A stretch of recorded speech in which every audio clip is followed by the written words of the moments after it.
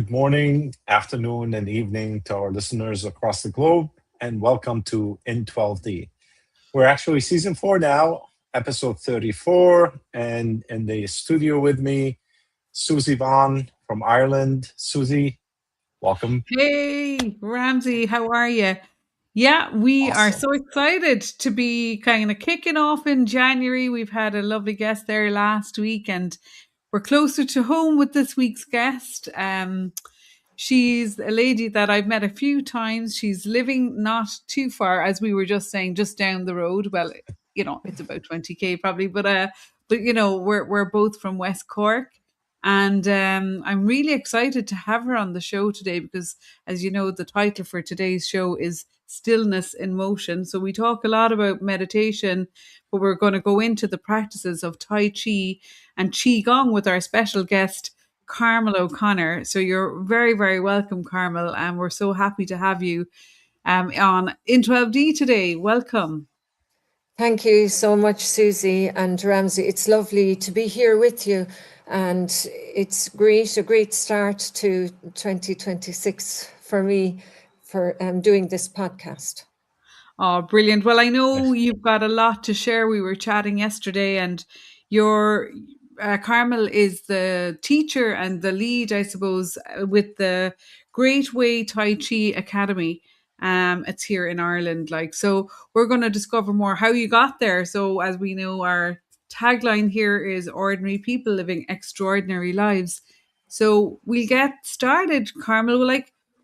I know you've been at this now for over 25 years. So can you just bring us back 25 years ago to what brought you to these practices? Like, what was your life like when you were, let's say, or living the ordinary life?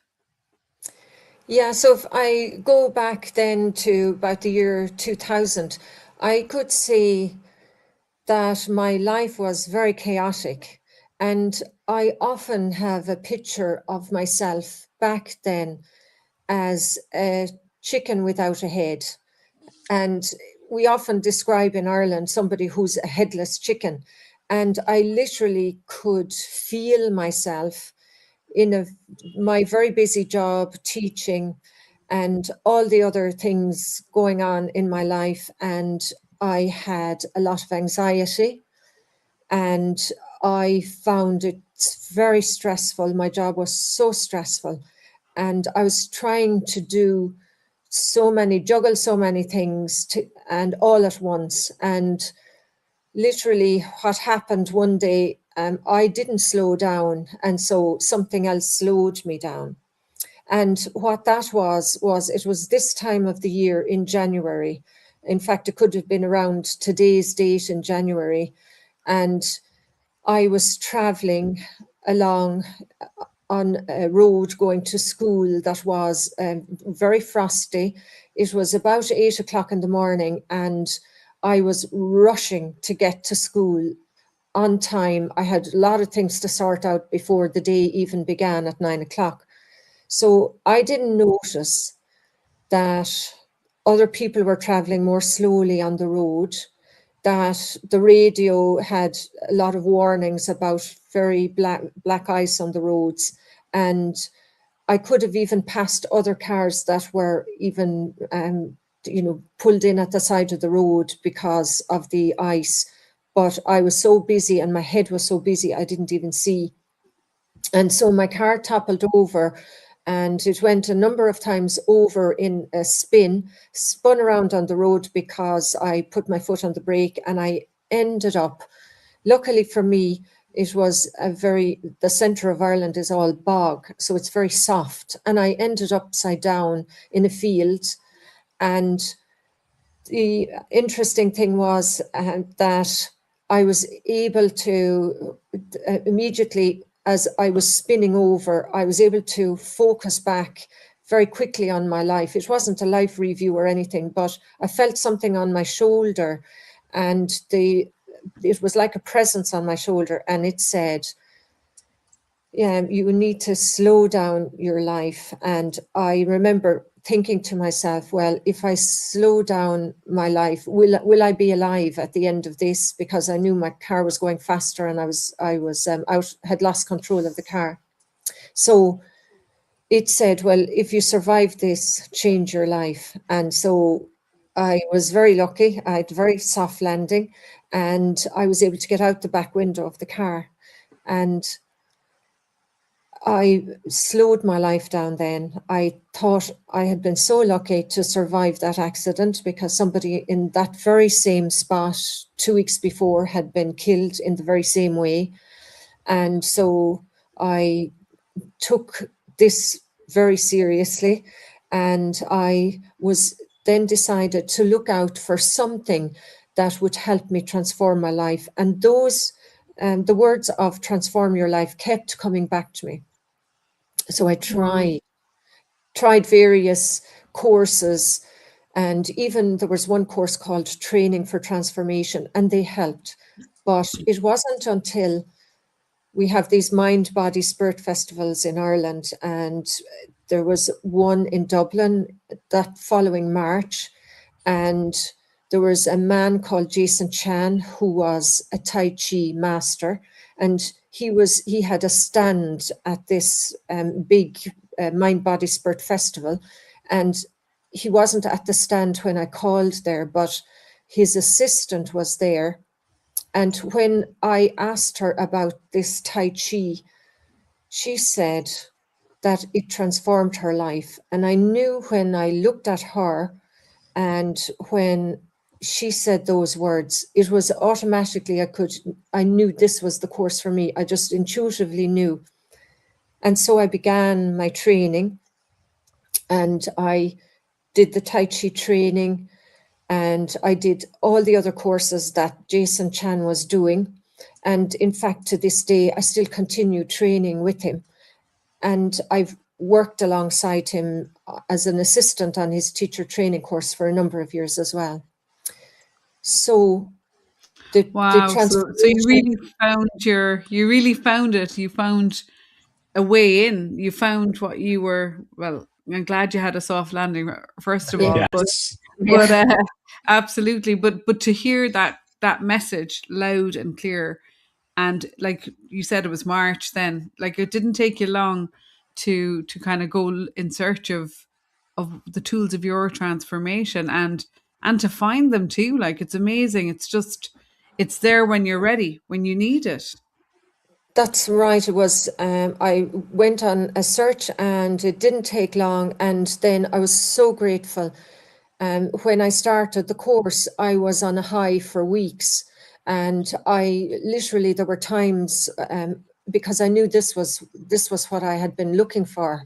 I had tried so many things, and this was, I'd read so many books, and I'd been to so many seminars and courses. And I remember after my first weekend of the training course, I was sure I could walk on air.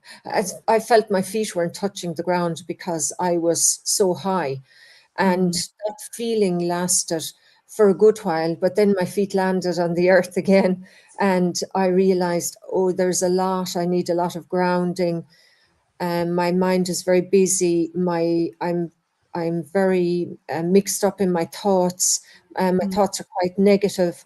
I didn't realize the power of our thoughts. And with the training, our training in Tai Chi, Qigong and meditation, the course was really very much a spiritual personal development course. Some Tai Chi training may be more martial arts based, but ours was purely like a spiritual. Our teacher, Jason Chan, is a spiritual teacher, and it's very much a spiritual transformation course. So that was exactly what I was looking for. And it has been so much, those tools, I've used them more and more. I'm more aware of that they're so important in the world we live in, being so chaotic, so busy, and everyone seems to be running and racing around trying to keep up with themselves. And I have found that these tools that I've learned, I now teach full-time Tai Chi, Qigong and meditation. And I know that the benefit that I've got from being able to slow down, from my mind not racing all the time, and from the level of anxiety that I had, which was absolutely huge. that I do not have that level of anxiety. I can live more just now. I don't have to worry about the future or dwell on the past. I can just be here now, and it's not perfect, but I'm just aware of there's this almost energy presence that's very benevolent and holding me because all the learning over all the years. So, Wow. yeah. You really Amazing. did move from, I've written down here in my notes, unconscious at 34.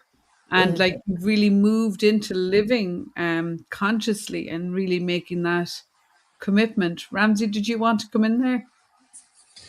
Well, actually, I just had a little question. I'm not too familiar about Tai Chi. So my understanding of it is just simple, easy movements. It's like karate, but you don't fight anybody kind of thing. Is that how you would describe it? Yeah, so it's like that. It's very simple, slow, meditative movement. But while you do the movement, so there's when you learn Tai Chi, you learn a particular form. So it's a sequence of movements, but you learn how to ground your feet into the earth. You learn how to breathe down into your like the abdomen area, and you learn to focus your mind. And to when you develop that, it's really that is so helpful because you're connecting your mind and your body. And mostly today, people aren't able to connect their mind and their body. They're generally in their mind in that space. So the movement then is very slow, gentle movement, and it's very round movement. And there's there's no real edges in it, and it's not putting pressure on your muscles like some exercise. It's relaxing your muscles, but it's very much focusing your mind. And the movement then becomes more energy can flow through your body when you're able to ground your feet. And that's a huge step forward. Once people practice Tai Chi a little bit, they find that they have what's underneath their feet, there's bubbling springs, and literally bubbling springs of energy that can bring the energy from the earth up through your feet, through the body. And you find that you have more energy. The more energy you have, then the more calm you can be, because you're not under pressure or under stress, because this energy gives you a space to allow you to that freedom of not feeling under pressure or stress. Even though a situation might be stressful, the minute you start to do movement of Tai Chi, it's very calming and relaxing. And I often use it for myself after a particularly busy day. It re-energizes me, and it's the most helpful tool apart from meditation that I find. So that's what Tai Chi movement is. So just one more question. I do apologize for the lack of knowledge on the Tai Chi part, but you compared it to meditation. Are you focusing on your movement while you're doing it, or is it like I'm not sure how it actually works to slow down your thinking. Yeah.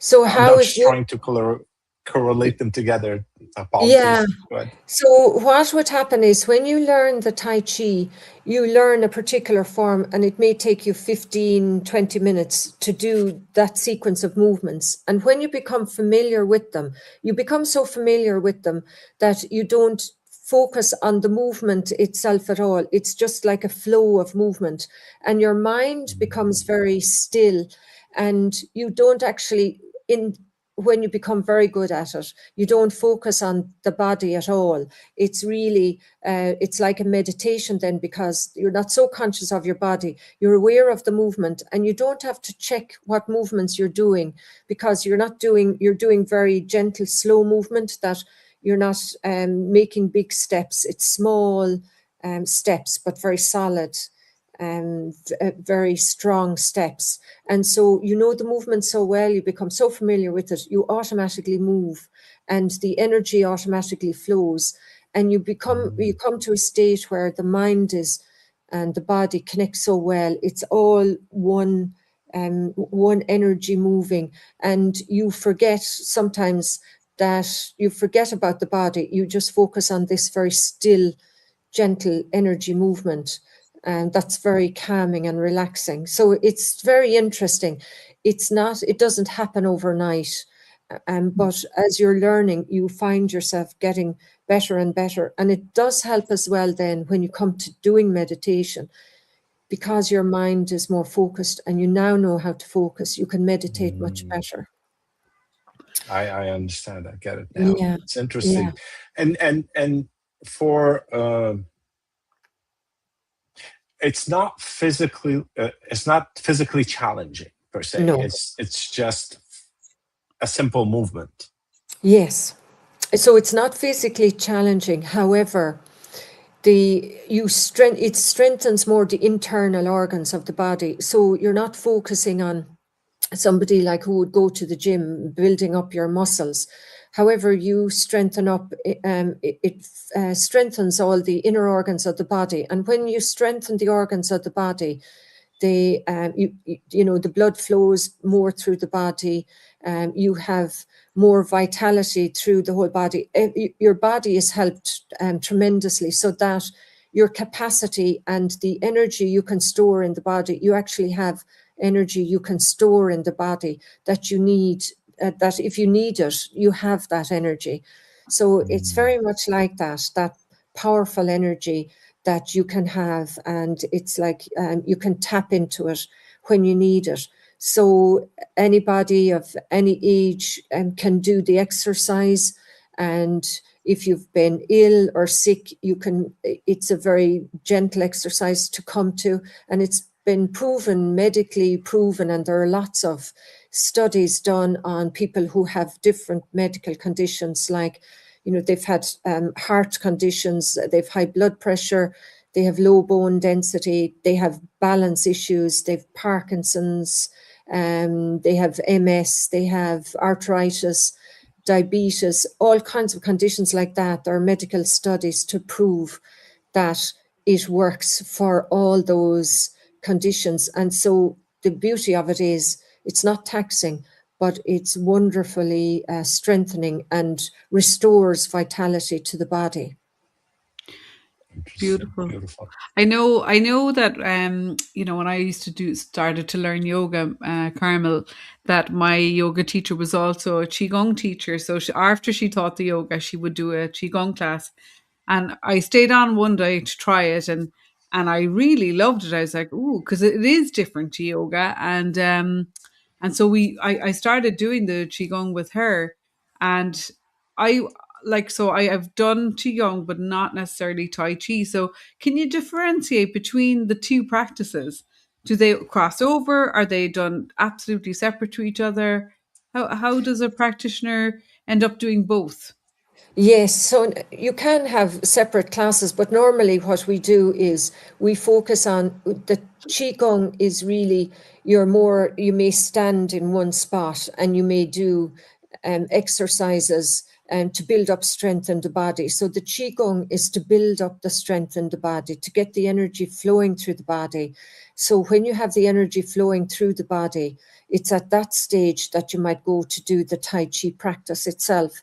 So it's the Qigong then is normally standing in one spot and doing exercises, repeated movements that build up the energy flowing, the Qi energy, which is the vital energy of life, to flow through the body.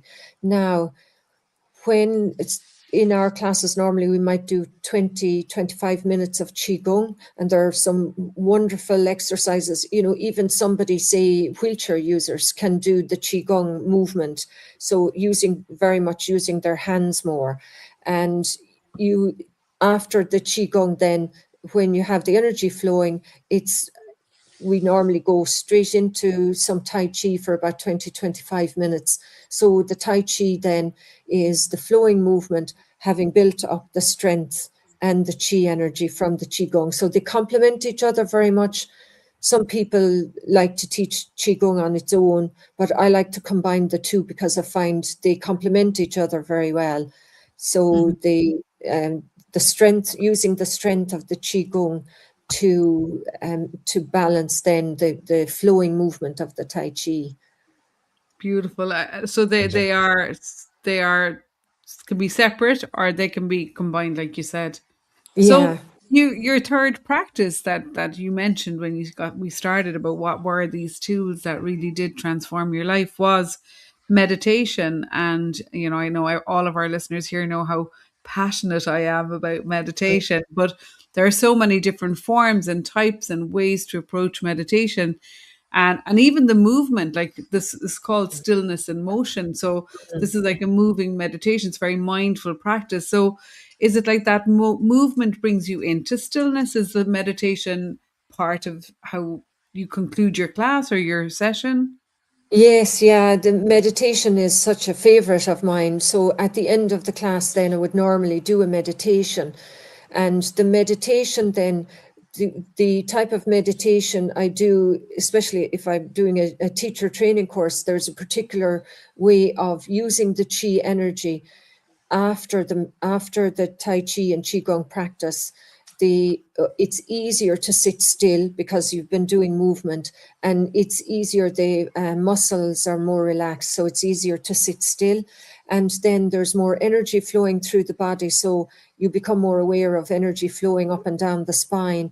And we actually physically, like we do in the Tai Chi, we face our palms holding the energy, so we can actually, after some time practicing Tai Chi and Qigong, you begin to be able to hold energy on your palms, and we hold that energy while doing the meditation.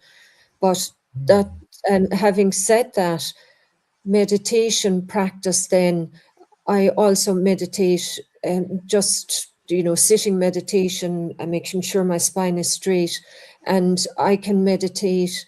I do other meditation just for the joy of sitting there.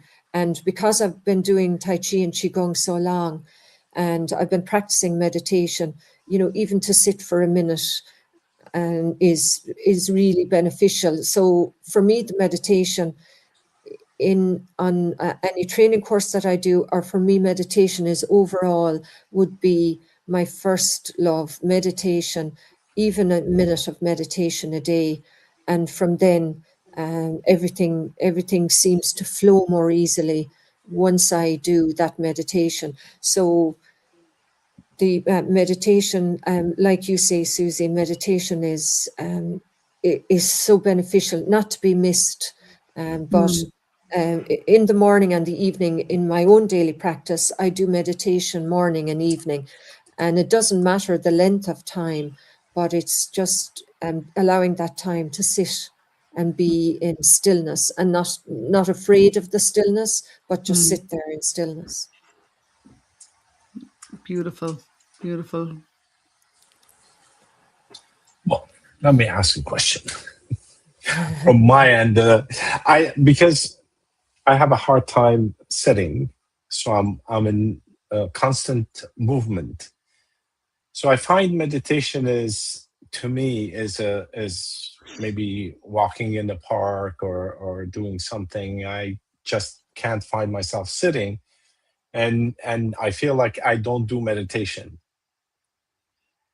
Based on what you just said, is that, which again, Susie, that we've talked about this many times. I don't do meditation, but that is a meditation, even if just walking in the park or in the forest, on the beach, or whatever the place that is. As long as you immerse yourself within that space that you're in, rather than being somewhere in your mind. Does that make sense? Yes, yeah, that makes good sense. And, I would certainly agree with that, because, we tend to think of meditation, as I was saying, just sitting quietly for a minute or so, but it's actually, you can meditate.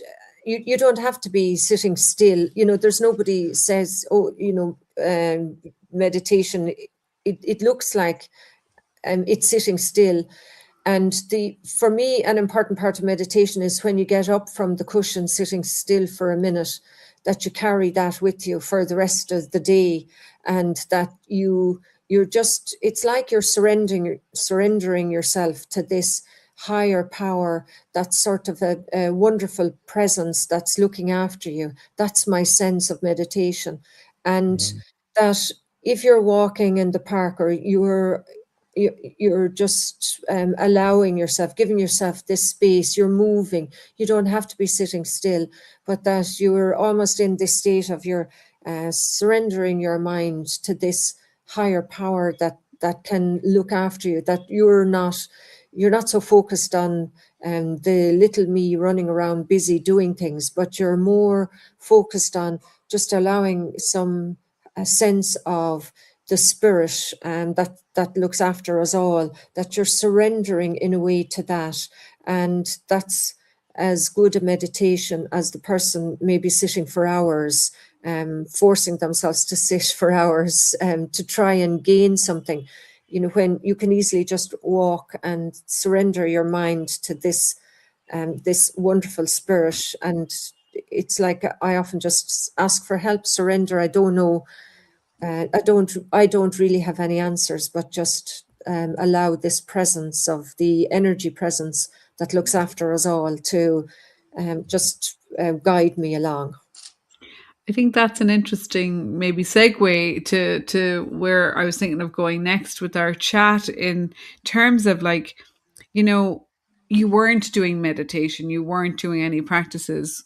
You were like the headless chicken that you described, back when you were a teacher. And but in that moment, like, of that impact, you sensed a presence in your midst, in that car with you, coming over your shoulder, in your ear, however you experienced it, like, and very clear instructions, like, this is where you have to go next, which I love how you just absolutely got the message and responded immediately. So I think that's something I always love to clarify, that's ever present witnessing awareness is there, regardless of if you're doing any of these practices or not, and it's a sense of like realization, I think, in a time when we think got ultimately super chaotic, that something is trying to get our attention and trying to help us along our path. So I just was curious, Carmel, for you, so you listened, you started doing your practices, which really built up this kind of love of meditation and so on. Have you continued to follow that intuitive guidance? Does it come in regularly? Are you in an exchange with that guidance? Would you be willing to share a bit more about that, if you don't mind? Yeah, yeah, certainly. That's so interesting because, when I was younger, I used to often sense that there was somebody guiding me, or a presence, like maybe hinting to me, to go this way or do this in my life. And I sort of dismissed it because I was maybe a bit frightened that there was something always ready to help me, and almost like a guardian angel. But I didn't want to pay too much heed to it because I figured, I was in control and I'd sort it out myself. And then really, once that happened, and once I had that car accident, I remember the feeling of that I was so well looked after that particular day. And from then on, I became much more aware of, if I calm myself, and if I'm able to be more aware of, there is a greater presence. And I felt it many times, but not for a long length of time. But I remember, after that, I went on a retreat to Scotland, to a place called Holy Isle, and it was actually a Buddhist retreat center. And I spent a week there doing a retreat with our teacher, Jason Chan, and we did, lots of meditations and that.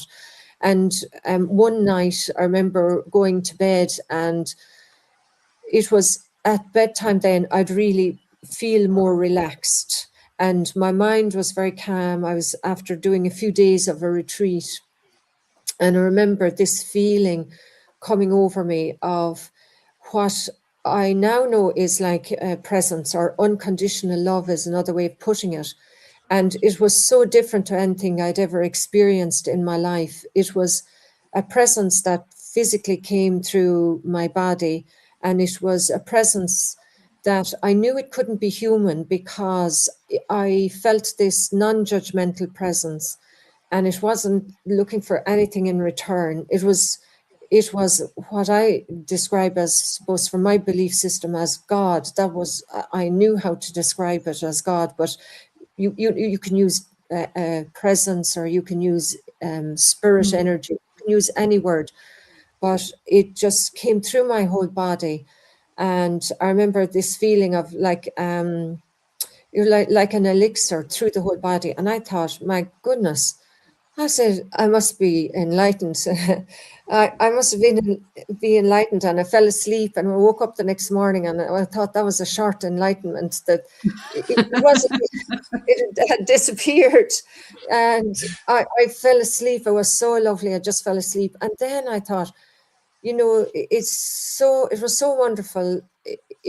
I knew then that I understood that keep going, keep doing what I'm doing.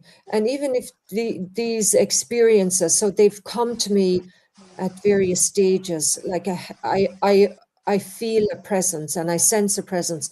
And I know the more I get out of the way, like this personality self. So this personality self, when this personality self gets out of the way, some great loving presence is always there. And that's the difficulty, is getting the personality self, you know, that functions in this world, of course, is very necessary as well. But when that can get out of the way, this presence can come through, that's just kind, loving, and not asking anything. But in that presence, I just feel very well, and I feel I'm just there. I don't have to do anything. I don't have to try. I'm just very, I feel just so happy that, you know, it's always there. And I know that's the true self of, not me, the personality self, but it's the true self of all of us. We're all just this one spirit. And so that really has helped me. And I suppose, Susie, it brings to mind, you know, the dream that I had. Yes.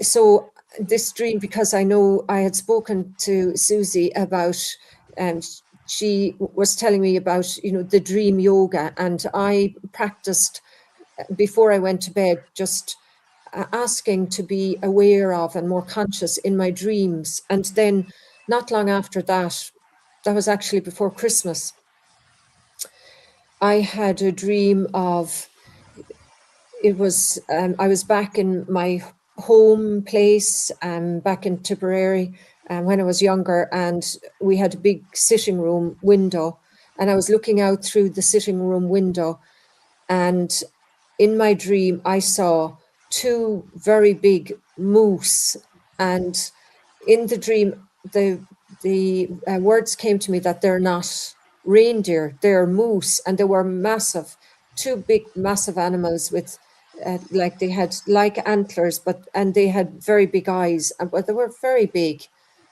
and they were looking at me through the window. So I was looking out at them, and they were looking in at me, and the moose were just looking at me very kindly, but I could feel that they were so real, but I had to come out the door to meet them.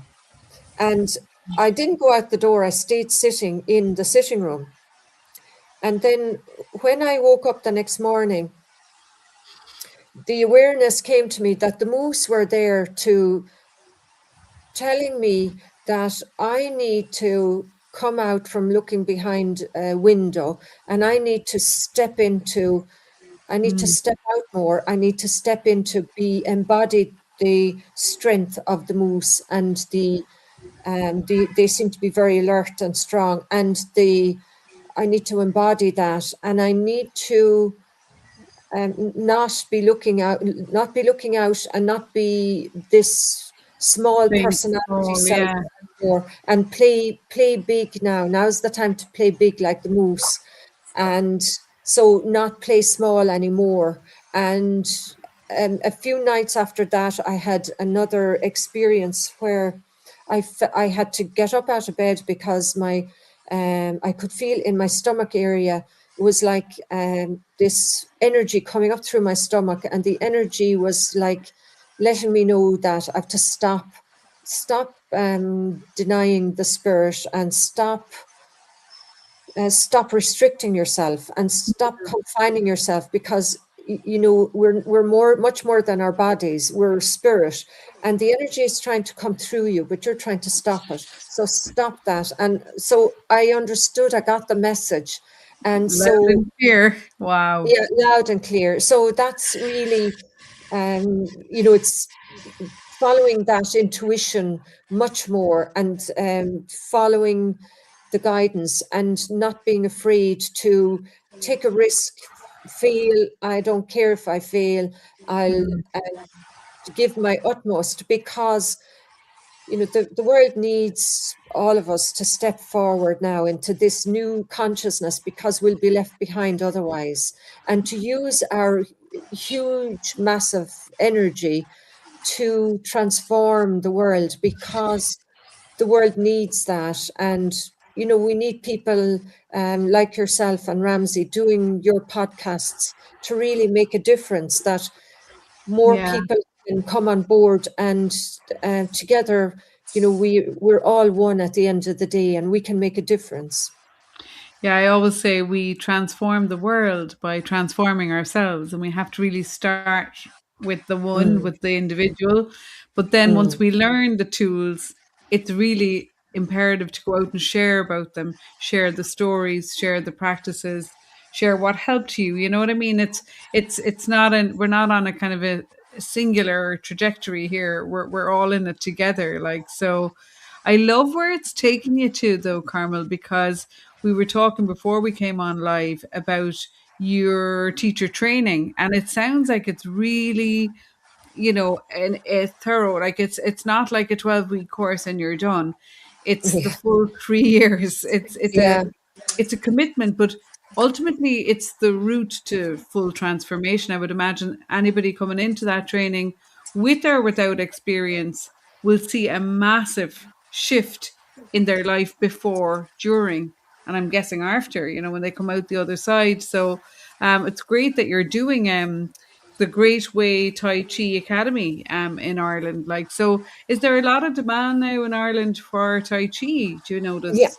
There is. It's a huge change now in the last number of years, but even very much lately, there's a lot more on YouTube about Tai Chi, and how Tai Chi can really help you.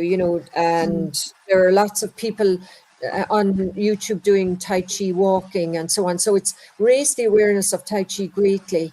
And I was just on the phone earlier to somebody in Carlow, and which is not all up the road again, not far from where we are in Cork. And she was talking about so many people coming to her classes, and that there are so many people, like 30 something people in a class this morning. And I thought that's huge, that Right. to find a space big enough to hold the people that are interested, because people can do Tai Chi more easily than other exercises, and because the awareness of the benefits of Tai Chi is much more there now. And even for the teacher training, people are very interested in the teacher training. It's not, it's one weekend a month for a year, and for 2 years and 3 years, but there's a process involved, and you don't transform overnight in a matter of days or weeks. And however, as the process goes on, the other people on the course that are doing the course, it's a great help, because they assist each other and help each other as they're on a learning curve. And the energy of the Tai Chi, has an energy of its own, and it brings people forward. And so it's really a good time to be doing Tai Chi in Ireland now, or anywhere in the world, because if you do the training in Ireland, you can take it anywhere in the world with you, and you can practice it. You don't need a huge space to practice.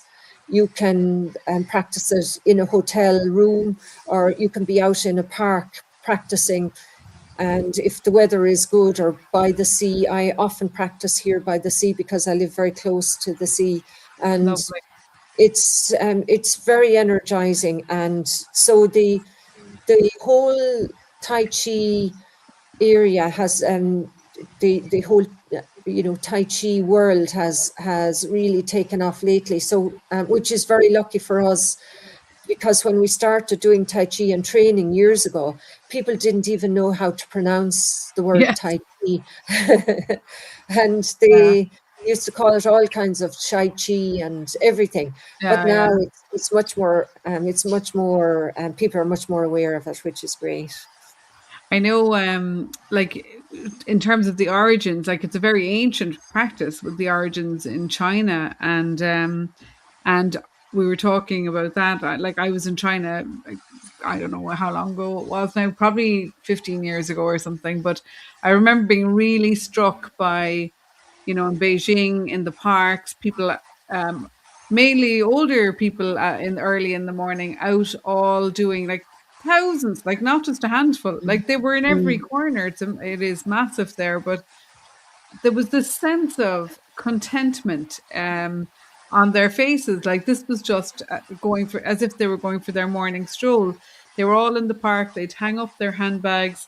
The park was kind of fitted out with all these speakers playing beautiful kind of, Chinese kind of music, I guess, and they were doing their practices in smaller groups. Different groups were doing different practices, but ultimately it was just like cultivating the chi for the day. And later in the evening, when we'd go around, there was a lot of people that would meet outside, and they would do kind of dancing or ballroom dancing or something like that. They had different kind of practices, so there was a real sense of the community coming together through the practice, and then the kind of contentment from the practice just was really kind of holding up that community as well. Like, so I know when I started learning about qigong, I haven't studied in great detail, but I'm aware that there is like health qigong and qigong hospitals where they're literally using that qi and awareness of qi to heal the body, and to kind of come through, like you mentioned earlier, things like Parkinson's, arthritis, um, psychiatric issues. Would you expand a bit more on that, because I think that's really interesting that we're getting to Yes. access that now. Yes, so I actually have a friend of mine who went to one of those Qigong, the hospitals in China, and she spent a number of weeks there with her husband, and they had a wonderful experience of how the Qigong was used in relation to patient care before and during even surgery and after surgery, and the amazing healing that was taking place by patients in the hospitals simply doing qigong exercises. And so I've also noticed from my own teaching of classes of Tai Chi and Qigong, so I've worked with people in all kinds of settings. So I've worked in with people who have arthritis, the Irish Arthritis Foundation, and I've worked with people, wheelchair users, and I've noticed the benefit to them, how their movement improved and how much movement they could do simply by doing, even if they're sitting on a chair and doing the movement, and how much the circulation of the energy through the body it can come through so much.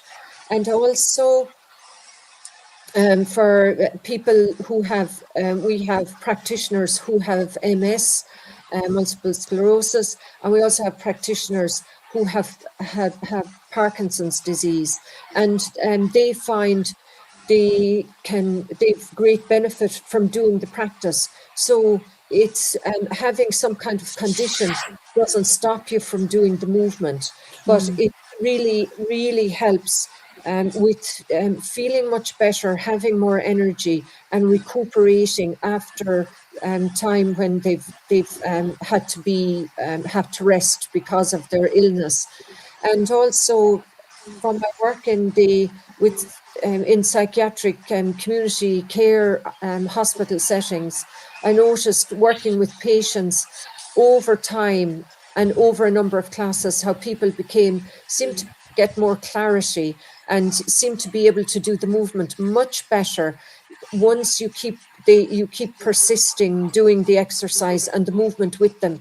And the benefit to people has been tremendous, really tremendous. So knowing all that benefit. Yeah. Sorry, finish your sentence. Yeah, I didn't just knowing all that benefit. It's like that. It's for people recovering from illnesses that you can do it so easily, and once you can access a class, and even after a number of classes, people do begin to notice the change, and that it's so gentle as well, but so effective. So that's the beauty of it, and you don't need any special equipment, and you don't need much space. And I think a point that I think is really worth kind of going into as well is what is it's not just the movement per se. It's this developing awareness of the body. And earlier on you described it as you're working with your internal organs. You're not building muscle. It's not about strength building or even huge flexibility like yoga would be. It's inner awareness of the strength and the function within the organs and the systems of the body. And like I loved when you were telling me that, like, in China, places where it's practiced throughout life, that there's this kind of sense of just being able to tune in and know what's going on with yourself, not needing diagnostic tools or scans or that subtle knowing. And like, do you see that with your own classes? Yes, or with your I own do. I see some people who have say done teacher training, and they're doing Tai Chi for a number of years. So I've noticed that they would say, "Oh, I can feel a spaciousness in the internal body. So I can feel that the organs of my body seem to have more space." Or I know some people in the class who have been practicing for many years who can scan their bodies. So just using the palms of their hands as they go down through the body, they can feel how their liver is, or how their heart is, or how their lungs are, or they can put their hands to the back of the kidneys and know how their kidneys are. So they become much more aware of the internal organs. And of course, we focus so much on the external body, but the internal body is so important as well, and its functions. And so we become aware of even for myself, I have that sense of now much more awareness of if there is something internally in the body, I can sense it. Whereas before, I wouldn't have known. I wouldn't have even had a sense, where are the lungs, or where are the kidneys, or where is the stomach, and where is the spleen. And now I'm much more aware of that. And that's from people describing how they can really sense the inner body. And so then I think that spaciousness as well, once people begin to feel more spaciousness inside the body, then that opens up, it's a spaciousness overall in the person, because usually we feel so tight in our body and so sort of hemmed into the body. But when the chi energy moves through the body and we feel more spacious, it opens up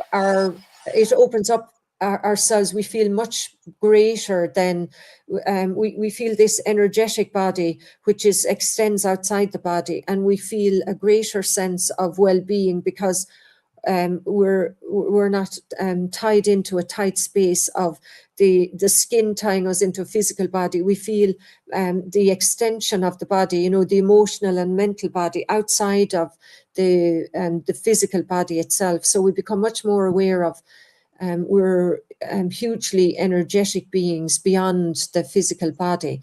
So we recognize more how much of an effect we can have, in that the body isn't just the physical body, there's much more to it, and we become more aware of energy and how effective calm, clear energy can be, as opposed to how detrimental to our health, very mixed up, chaotic energy, and that we not alone affect ourselves but everybody around us. So when we walk into a room, we can have a very beneficial effect when our bodies are calm. Yeah. And as opposed to somebody who walks into a room who's full of sort of mixed thoughts and who's carrying angry energy. So we become more aware of. Yeah, Yes. I suppose the more sensitive you become, the more you can see. But I guess we can all influence the energy of a room anyway with our own. Yes. So. Yeah. I know that you were telling me some of the case studies that you had with your own one-to-one students and people you've worked with. I remember you mentioned a Tai Chi student whose life absolutely changed again now from that busy, chaotic sort of, Yes. high pressured, corporate job. Would you like to share a bit of that? Because yeah. people don't have to give up their jobs to do this. Like right. you can do it side by side. Exactly, yeah. So this student had a very busy job, and it was very, very stressful. And she was at a point of just not knowing what she could do or where she could go or how she might manage, because it was really weighing her down, and her workload was huge. So she embarked on the Tai Chi training course, and she found that, of course, the benefit straight away, because she could feel when she was doing the training, the slowing, the movement of the Tai Chi, the benefit of doing the Qigong, the meditation, meeting other like-minded people who are also wanting to change their lives and who also wanted to improve the quality of their lives. So she, after a year or two, she decided that she was getting on very well, but she decided to take a break from the training because her work became very busy again. And then she was encouraged to come back again to the training, which she did. And she continued on, and she decided to train to be a counsellor. And she trained as a counsellor, psychotherapy, and she did really well in the training. And she said she now works with other people doing psychotherapy and helping them. And she uses the Tai Chi as a tool for herself, and she can also use that with others and with some of her clients as well. She recommends that they do Tai Chi, and she can even do some with them as part of the training and treatment. And she said that this has really transformed her life, and that the fact that where she came from what she felt was rock bottom, to now being able to assist other people who maybe are coming to her in the state that she was in before she started.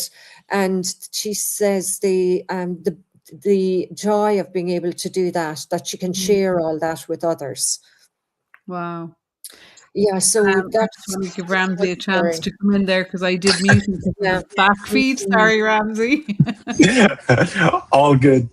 Well, I'm just fascinated by the stories that you just brought up, which are amazing. And in my mind, I was thinking about, because I'm a Reiki master, so it feels like doing these exercises is like having a constant person doing Reiki on you, releasing any held back emotional energies that are stuck in the body somewhere on a constant basis. But you don't need actually to have someone running after you, going with their hands and doing stuff.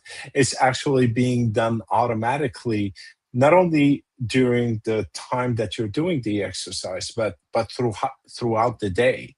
It's like you're carrying it, you're carrying that healing process with you to sit and make sure that everything in the body is functioning properly. Yeah. So that's very interesting, Ramsey, because that's my experience. And, for a good while, I felt, could it actually be possible that I feel this energy through my body and that I'm actually feeling it, and no matter what I do, I can still feel it. And then I took, it's almost now like I take it for granted, but I don't take it for granted. I'm so glad of it that when I tune in at all, I can just feel it, this energy moving through the body. And if I needed, if there was something particularly that came to mind that was bothering me, I just do some of the Tai Chi movement. It may take 20 minutes, but it seems to clear everything. I get greater clarity. So that sense of feeling well and feeling energy moving through the body gives me great confidence that that I didn't have before. I was always second guessing myself. I was never sure of. Now I feel I have this confidence that I'm well rooted, well connected to the earth. I'm very grounded, and I'm much more effective because I just feel well, and I feel that because I feel well, I have this energy that I'm able to assist other people so that they can feel that too. So that's the aim of the teacher training course that I'm doing at the end of January, is that other people will benefit likewise, and that they in turn will be able to spread the Tai Chi around the Cork area, the Munster area, around Ireland, wherever, if they choose to go abroad either, that they can use that energy and use the Tai Chi in that way. So yeah, it's great when one can do all that for oneself and you don't have to rely on anybody else. So it's that self-healing in a way, and with I suppose there's a certain amount of discipline and practice, but it's not a discipline after a while. When you have the benefits, you recognize its value, and so then you're going to keep practicing because you can feel the benefits, and all through the day and at night as well. So the benefits are immediate. Sorry, Ramsey, go ahead. No. I was going to say it's just like brushing your teeth. The benefits are there. You don't think about them. You just do it. Yeah, and you it just becomes do it. part of your daily ritual. Yes, And absolutely. I did put this up a couple of times, but if somebody is interested, you can get in contact with Carmel on the Great Way Tai Chi Academy at gmail.com, or the website is carmeloconnor.com. CarmelOconnor. So hopefully people will connect, because this is like fascinating how a small little movement in a day could change your life forever. Yeah, really. Yeah. It's so true. Like, it's so accessible. You don't need anything, just a willingness and access, I guess, to a teacher. But even with the online teachings, I know when I was studying, when I had finished my classes way back when, I bought a book, and then my husband bought, like, it was a DVD at the time. And we used to just run that DVD. We used to do it out in the garden. And, it was something that we both did a lot, like, and we really loved it. So, I think it's like you said, you learn something like that, you have it for the rest of your life. So Yeah. if all the other kids, that are very stressed out, there's an awful lot of stress in the world. Everything's going a bit too fast for human beings, I reckon. We're trying to slow them all down. This is Mm. definitely a beautiful, beautiful way to do that, Yeah, isn't it? yeah, absolutely. Yeah, exactly. It's a great way to slow down. And, as my teacher always said, to rush is a weakness. So, so slow down. Yeah, slow down. That's a good place to end. Thank you so much, Yes. Carmel. It's been a Yeah, joy having you here. Thank you. yeah. Thanks, Thank you. Susan. Thanks, Ramsey, very much. And it was lovely to talk to you as well. And Thank to you. our listener, we'll see you next week, hopefully. Stay tuned. Check out our YouTube channel, in12d. Like and subscribe, and this way you'll know when we're on live next. Thank you.